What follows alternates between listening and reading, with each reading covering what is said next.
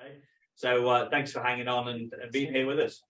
It's an honor to be here. I appreciate that. And as they say in the country music song, it's 5 o'clock somewhere. And I've been enjoying listening to your conversation up to this point. And as you all know, my role here today is just to give you 6 minutes of power on this idea of leading difficult conversations. And so obviously that means conversations mean that your words are very important. We'll talk a little bit about words. And above that level of words, there's this idea of starting with empathy. And empathy is really simple. It's being tuned into how people are feeling and being compassionate towards them. So when you're going to have a difficult conversation, it's going to be less difficult if you're tuned into how people are feeling and you're compassionate at the same time that you're being direct. So in my view, your goal is to lead a conversation to a positive outcome.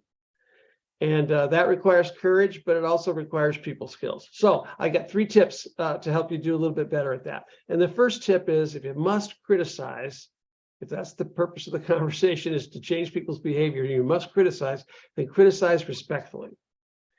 I mean, just imagine a performance review that went something like this. Lauren, I believe in being completely honest. So I'm going to put my message in such simple terms that even you can understand it. And then here's a sheet of 7 things that you do at work that just drive me crazy. And over the next few minutes, Lauren hears 7 little mini rants about everything she does wrong on the job. And she's starting to recognize right away that the intention she's getting is that she needs to change all that stuff, that she's not performing satisfactorily. And sure enough, by the time that little speech ends by the interviewing manager, she's not thinking about how to get better or change. She's thinking about how to get out of there. And sure enough, the outcome of that conversation is 3 weeks later, she gives her notice. She leaves. The company incurs a whole bunch of turnover costs. The manager's in a worse situation than ever. Now he has nobody in that position. So that was a manager who had the courage to face maybe bad performance, but just didn't have the people skills or the empathy to get a positive outcome. So let's talk about how could you criticize respectfully? Well, some examples might sound like this. An example might be, Lauren, when I observe the team meetings and your colleagues are suggesting ways that we can improve our service to our clients, my sense is that you're very defensive about that. Like, why should we change anything? But as you know, what we're looking for around here is ways to encourage our colleagues to bring us ideas to improve the service, right? Isn't that what we're trying to do? Or, Lauren, I've observed a pattern in our group meetings that you interrupt people.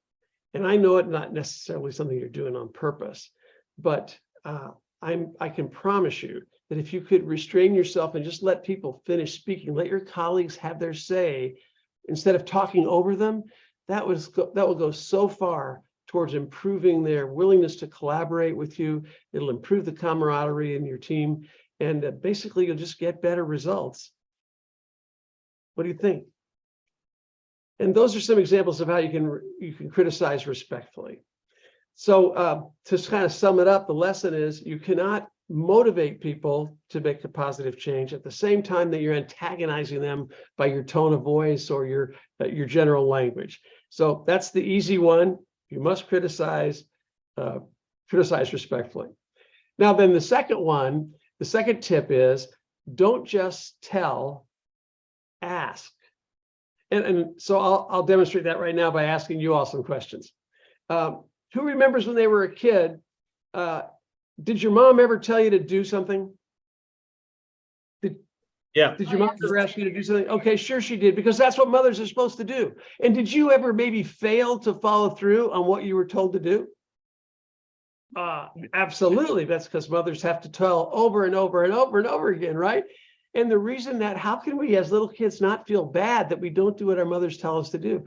Well, because for one thing, we didn't ever agree to do it. We didn't commit to do it. It wasn't a conversation. It was just a direction. So that spills over in the workplace. You get into the workplace, and how many of us have worked, especially when you're new on a job and you're kind of figuring out how things are done around here. And a supervisor will tell you to do something in a certain way, and this is exactly how they want it done, and they'll tell you that. And you're an adult and you've been around the block yourself, so you maybe have a better idea. And you won't do it exactly the way they told you. You'll do it a way that maybe you think, and you won't really feel bad about it, because you weren't engaged in a conversation about doing it. It was just an order. So when you think about the rap against managers is that they tell people what to do, and nobody really likes to be told what to do. So there's a way to tell that begins with asking. And let me give you an example of that. I do a lot of sales training, and an ordinary sales manager would conceivably say to a salesperson who's underperforming, say, Ronnie, you've just got to make more sales calls. You have got to be on that phone more often. But a good sales coach would start the conversation like this. Hey, Ronnie, what do you think might happen this week if you could just increase your phone activity by 10%? What might happen?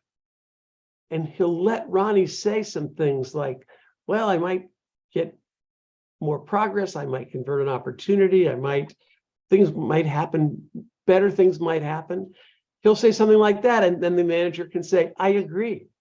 And since we know that's what'll happen, let's do some things right now to make that happen. Can we get your calendar out and just look at some ways we can block off some time so that you can get that improvement and those improved results? So that's an example of how you can ask before telling. Another example, if you're an engineer and you're a manager of engineers and you're selling a software service, and the message you want to convey to them is that the questions they're asking during the sales demo are not very effective. Well, don't just tell them that. Say something like, hey, Ronnie, would you do me a favor?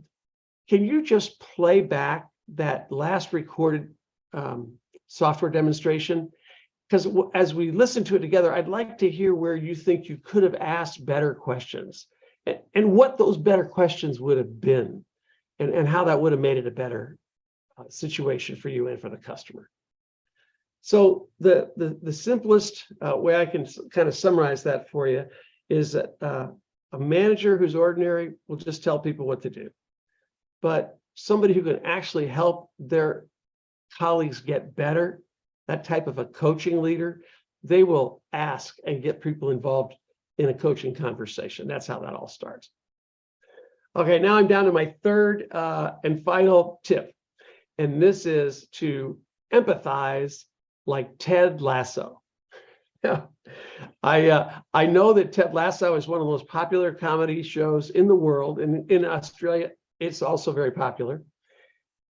And did I just do something there to cover up my, Okay, sorry about that. But so Ted Lasso is a story, it's a fictional story, of course, about a football coach who has to go over to the UK and help a struggling UK football team. And of course, he's, first of all, he doesn't know anything about football because he's from America. So he's bound to fail. And so people make fun of him a lot, but they start to respect him because he's got a couple of good characteristics. One, he's a very good humored person. He's got a very high empathy quotient. He really could get along with just about anybody, even if they're mean to him.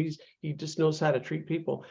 And so there's a situation or two where his empathy is really revealed in difficult situations. So here's an example. He takes his Richmond football players to visit a retirement home, like for community service. And of course, this is not like your Richmond football players in Australia. This is a made-up team in the UK.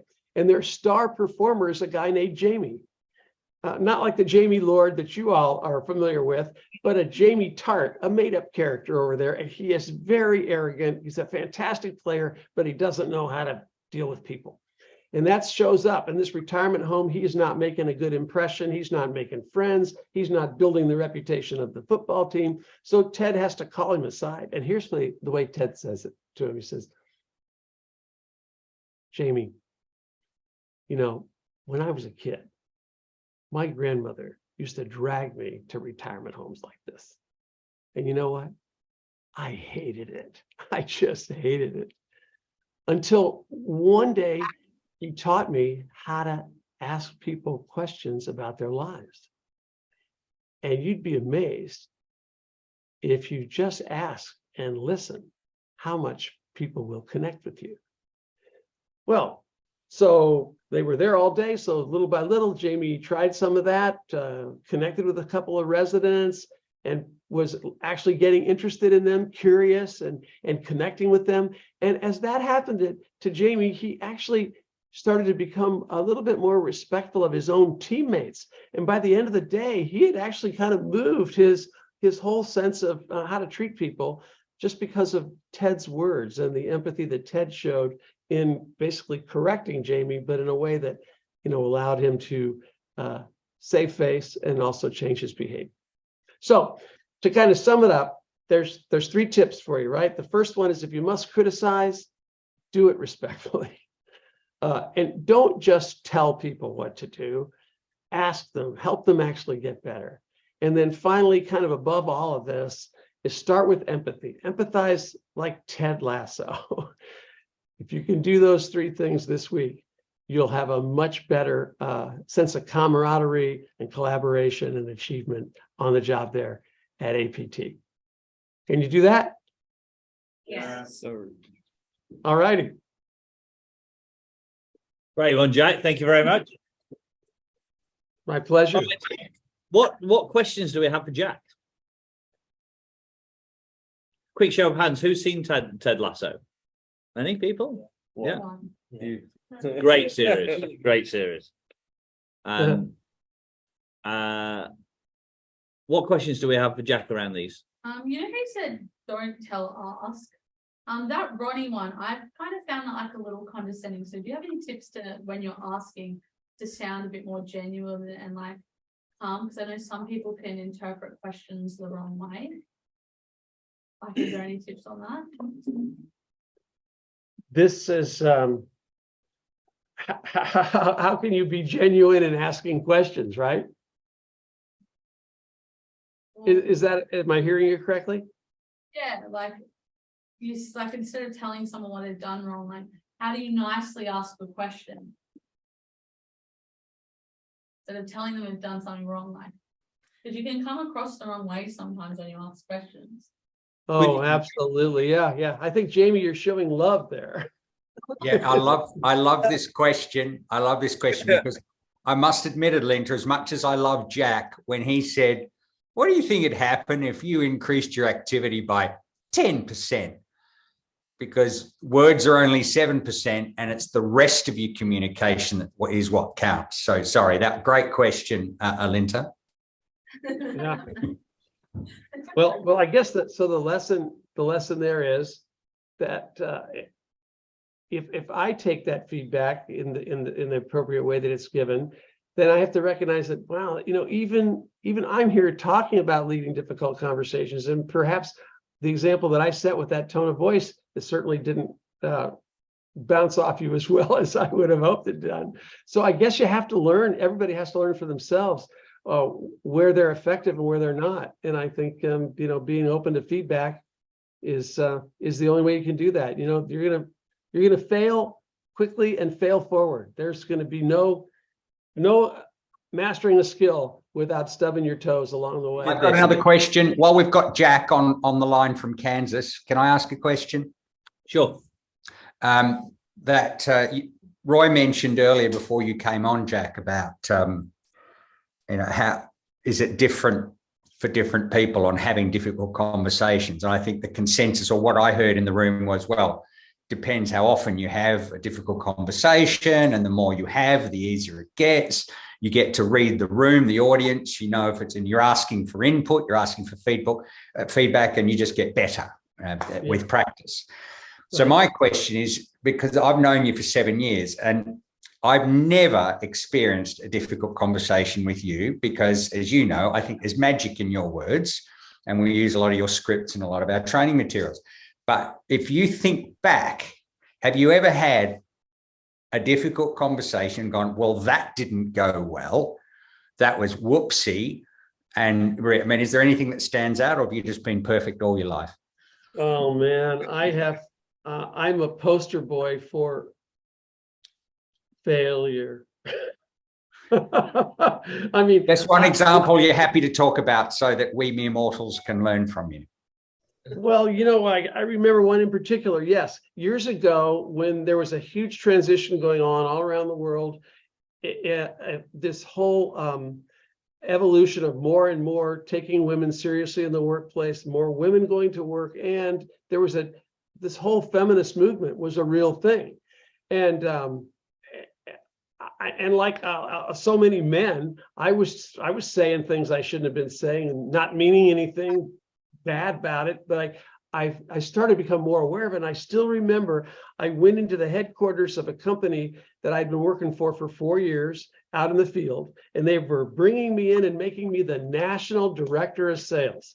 So I went around and I met every person, and I still can remember the feeling. I met this one woman, and I don't even remember the exact language that I used. All I knew was it was not, I did not say something that was respectful.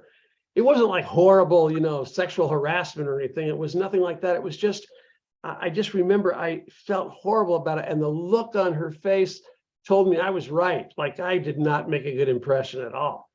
And I still remember that you can feel it when you don't do well. And even if that isn't your intention, even if you're not trying to insult somebody or disrespect somebody or dismiss them, I've certainly been guilty of that in my life. Absolutely. Well, just to add to that, thank you for that, Jack. So I'm low on, for those of you who've done your Winslows, there's a measure called control. And if you're low on control like I am, I'm a 1, 2, or a 3, means I can be quite impulsive and say things that I might later regret. When you did that, Jack, do you have a process of sitting back and doing a stop, start, continue analysis? Do you journal? Do you reflect? Just does it come to you through osmosis? What do you learn in these moments of reflection? Well, I have been at this for over 50 years, so things change over time. But one of the things that I've learned is you can't beat yourself up for your own mistakes. You have to acknowledge that you've made a mistake, and you got to make a mental note to you that was an oopsie and don't do that again, or what could I have done? But you can't just dwell on it. You just got to let it go and move forward. And I remember one of the best lessons I've ever had in sports that relates to business is this whole idea of you've got to go forward. You got to be thinking about what's next. What's next? You can't go back and beat yourself up because you made a mistake, or you swung and missed, or you threw a bad ball. I mean, you just can't do that. And I've that's been proven true to me, but I've heard that from a lot of outstanding performers in business and sports, in all kinds of leadership situations, that yes, you've got to learn from your mistakes, but you can't beat yourself up over them. And so that'd be my way, Jamie, I would say. Okay. All right, that's my questions. Thank you, Roy.